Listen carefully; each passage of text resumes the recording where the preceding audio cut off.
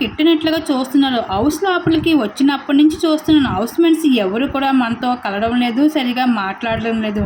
వాళ్ళ పని వాళ్ళు చేసుకుంటూ ఉన్నారు. ఏదో మనల్ని విలన్స్ లాగా చూస్తున్నారు ఏంటో కానీ అంటూ మహబూబా అయితే మాట్లాడుతూ ఉంటాడు గంగావతి.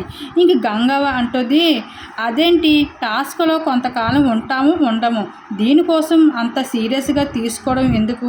బ్రతికినంతకాలం చక్కగా బ్రతికి పోవాలి అంటే నాలాంటి ముసలిదాన్ని బిగ్ బాస్ తెచ్చి ఇక్కడ పడేశారు. నాకెవరు ఓట్లు వేస్తారు?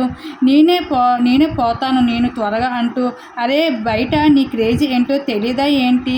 బిగ్ బాస్ తెచ్చాడంటే ఊహించుకో నీ క్రేజ్ బయట ఏమిటన్నది అంటూ అవినాష్ అయితే అంటుంటాడు గంగావతో. అలాగే మరొక వైపు పృథ్వీ, విష్ణుప్రియ, సీత అలాగే వీళ్ళందరూ అయితే నిఖిల్ కిచెన్ దగ్గర ఉంటారు. ఇంకా పృథ్వీ అంటారు, వైల్డ్ కార్డ్స్ మనతో చాలా చక్కగా ఉన్నారు కదా అంటే, అరే నీ పృథ్వీ ఇప్పుడే కదా వచ్చారు, వాళ్ళ విశ్వాసరూపాలు తర్వాత ముందుకు తెలుస్తాయి, ఇప్పుడు కాదు ఇప్పుడు బాగానే ఉంటారులే అనేసి నిఖిల్ అయితే ఈ విధంగా పృథ్వీతో అయితే ఈ విధంగా అంటూ ఉంటారు.